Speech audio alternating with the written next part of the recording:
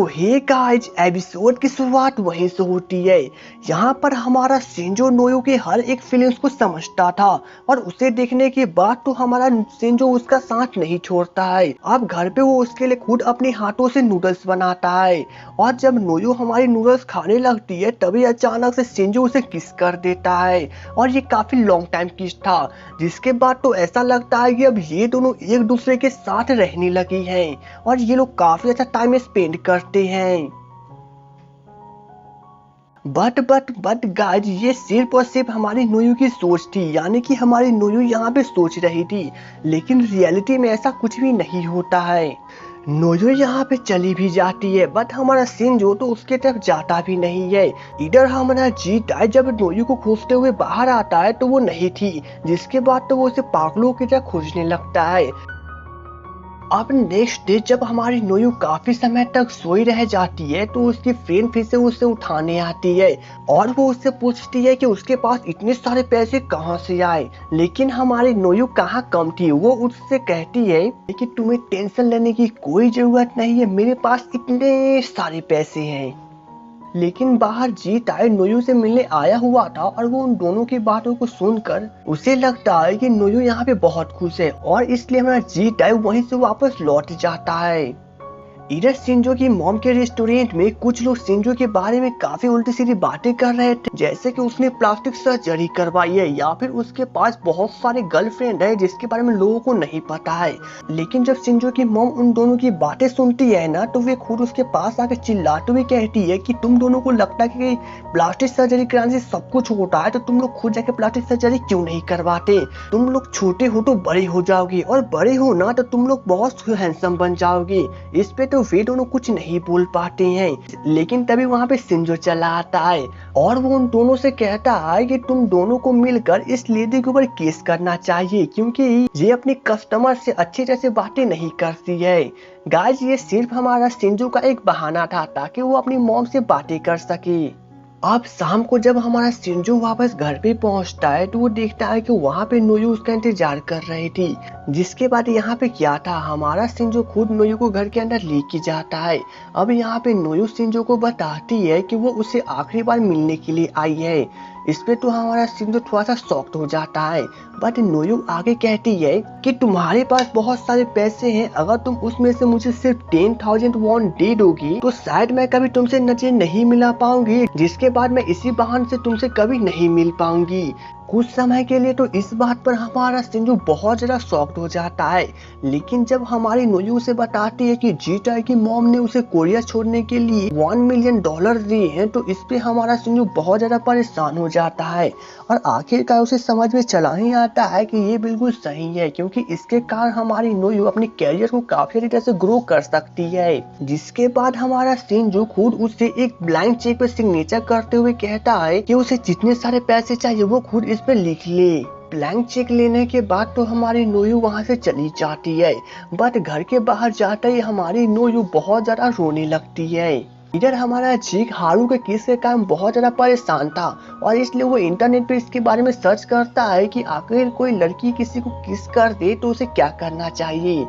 अब इंटरनेट पे तो बहुत सारे कमेंट आना शुरू हो जाते हैं, जिसे पढ़ने के बाद हमारा जीक तो समझ नहीं पाता है कि आखिर उसे किस आदमी की बातें सुननी चाहिए। बट गाइस, इधर हमारी नोयू जीटाई की मॉम से मिलने पहुंचती है और वहाँ पे वो उनके चेक को वापस लौटाते हुए कहती है कि वो उनके पैसे को एक्सेप्ट नहीं कर सकती क्योंकि उसके पास खुद बहुत सारे पैसे चले आए हैं और वो खुद फिर कभी जीटाई की लाइफ में नहीं आएगी और ना वो कभी किसी से बदला लेने के बारे में सोचेगी।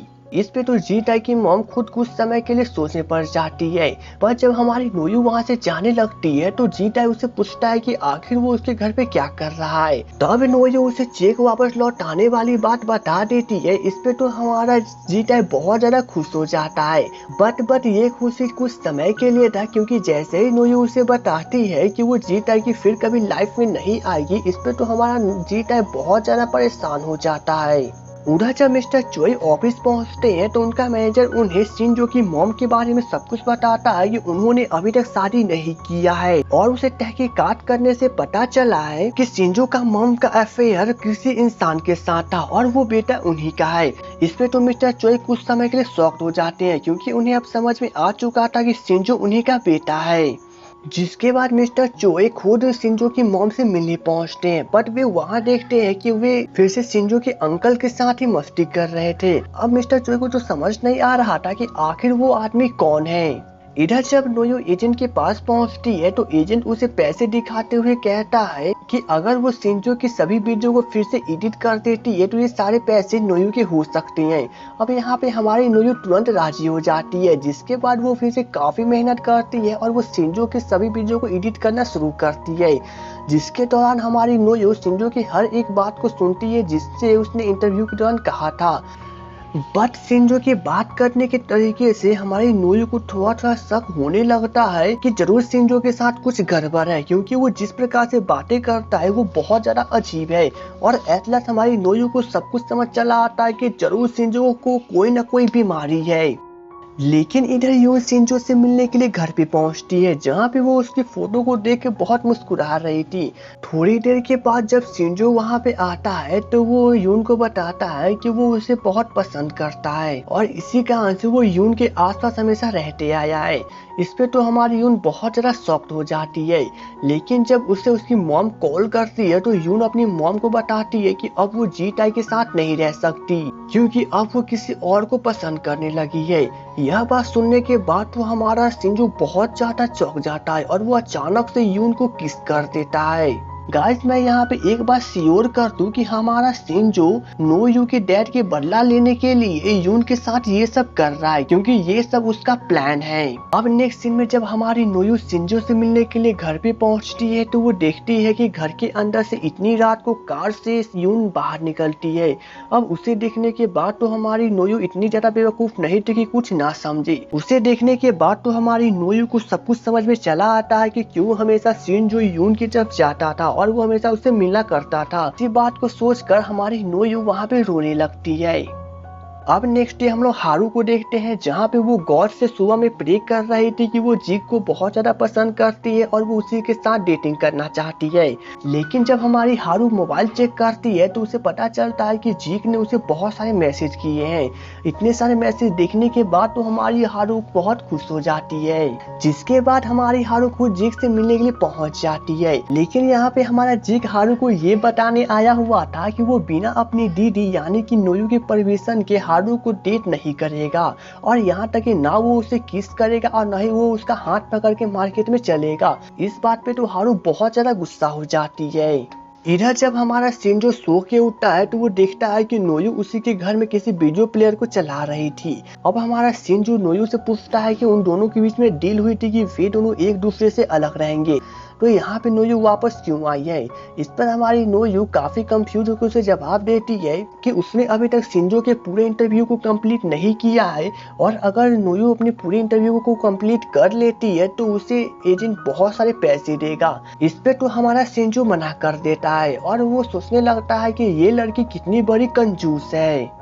बट गाइस इधर यून जीटा की मॉम से मिलने पहुंचती है और वो उन्हें बताती है कि वो अब किसी और लड़के को डेट कर रही है, तो वो जीटा को कभी भी डेट नहीं कर पाएगी और ना ही वो उससे शादी कर पाएगी। इस पे तो जीटा की मॉम बहुत ज्यादा शॉक्ड हो जाती है। लेकिन गाइस मिस्टर चोई को पता चल चुका था कि शिंजो उन्हीं का बेटा है, और उन्हें अब सब कुछ पता चलता है कि क्यों शिंजो उनसे पहले मिला करता था और क्यों उसने उनकी जान बचाई। और इसी कारण से मिस्टर चोई शिंजो से मिलने के लिए उसे घर पे पहुंचते हैं, बट वे देखते हैं कि उधर से जीटा चला आता है। अब जीटा को वहां देखने के बाद फिर जीटा से पूछते हैं कि वो यहाँ पे क्या कर रहा है। लेकिन हमारा जीटा अपने डैड से झूठ कैसे बोल सकता था, और वो उनसे डायरेक्ट कह देता है कि वो शिंजो और उनके बीच के रिलेशनशिप के बारे में जानता है जितना उसके डैड जानते हैं। इस पे तो मिस्टर चोई बहुत ज्यादा घबरा जाते हैं और कहते हैं कि आखिर वो किस प्रकार की बहकी हुई बातें कर रहा है। तब हमारा जीटा अब बात को बदल देता है और कहता है कि शायद मुझे ही कोई गलत फहमी हुई होगी। बट हमारे मिस्टर चोई अब वहाँ पे एक पल भी नहीं रुकते हैं और वे वहाँ से चले जाते हैं।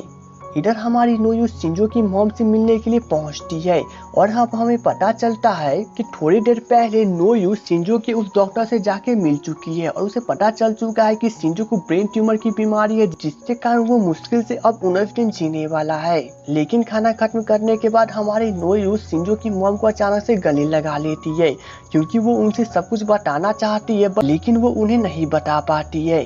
बट उधर से हमारा शिंजो यह सब देख रहा था। अब सेम नाइट नोयू अपने पूरे टीम के साथ शिंजो की इंटरव्यू लेने के लिए पहुंचती है। बट यहाँ पे अचानक से हमारे शिंजो के सिर में दर्द होना शुरू हो जाता है और इसलिए वो उन लोगों से कहता है कि आज वो इंटरव्यू नहीं दे सकता। और वो जब अपने कमरे में जाता है तो उसका दर्द बहुत तेज हो जाता है, जिसके कारण तो हमारा शिंजो बर्दाश्त नहीं कर पाता है और वो वहीं पे बेहोश हो जाता है। अब थोड़ी देर के बाद जब नोयू यह सब देखती है तो वो बहुत ज़्यादा शॉक्ड हो जाती है, जिसके बाद हमारी नोयू खुद शिंजो के सिर को पानी से सेकती है। अब जब शिंजो को होश आता है तो वो नोयू से डायरेक्ट कहता है कि वो यहाँ पे क्या कर रहा है। तब हमारी नोयू उसे बताती है कि वो थोड़े समय पहले सोची थी कि वो एम्बुलेंस को कॉल करेगी, लेकिन अगर वो एम्बुलेंस को कॉल करती है तो शिंजो की बीमारी के बारे में सबको पता चल जाएगा। अब यह सुनने के बाद तो हमारा शिंजो कुछ समय के लिए परेशान हो जाता है और वो नोयू को यहाँ से जाने के लिए कहता है, लेकिन हमारी नोयू जाने से मना कर देती है। इसलिए हमारा शिंजो खुद जबरदस्ती नोयू को घर से बाहर निकालता है। बट इसके बाद आप लोग खुद देख लीजिए कि इन दोनों के ऊपर क्या बीत रही है। उधर यून जब जीटा के घर पे पहुंचती है तो अचानक से हारू उसका हाथ पकड़ लेती है और वो उससे लव के बारे में पूछने लगती है कि उसे जीटा के साथ प्यार कब और कैसे हुआ था और वो जब बड़ी हो गई थी तो उसके साथ क्या क्या फीलिंग्स आए थे। अब ऐसी बहकी हुई बातों पे तो यून क्या ही बोलती, लेकिन यहाँ पे हारू से कहते कि चलिए अब मुझे बता दीजिए क्योंकि मैं अब बड़ी हो गई हूँ। इधर हमारी नोयू शिंजो के बारे में सोच सोच के परेशान हो रही थी और इसलिए वो शिंजो को बहुत गालियां देने लगती है। लेकिन हमारी नोयू तो शिंजो की बहुत ज्यादा फिक्र करती थी, इसलिए वो फिर से शिंजो से मिलने के लिए उसे घर भी पहुंचती है। बट यहाँ पे हमारा शिंजो दरवाजा कहाँ खोलने वाला था और इसलिए नोयू उसे चिल्ला चिल्ला के कहते हैं कि वो सिर्फ एक बार उसे देख के चली जाएगी और इसलिए शिंजो किसी प्रकार से दरवाजा खोल दे।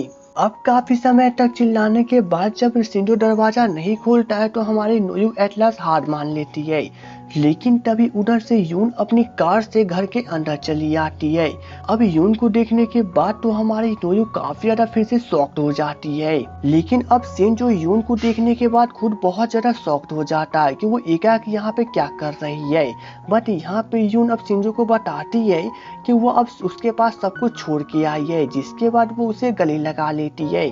अब यह सब देखने के बाद तो हमारी नोयू बहुत ज्यादा दुखी हो जाती है, बट उससे ज्यादा खुद हमारा शिंजो था। और इसी के साथ इस एपिसोड की एंडिंग कर दी जाती है। तो दोस्तों उम्मीद है आपको मेरा एक्सप्लेनेशन अच्छा लगा हो तो प्लीज वीडियो को लाइक और चैनल को सब्सक्राइब कर ले। तो चलिए दोस्तों मिलेंगे नेक्स्ट वीडियो में, तब तक के लिए goodbye and take care.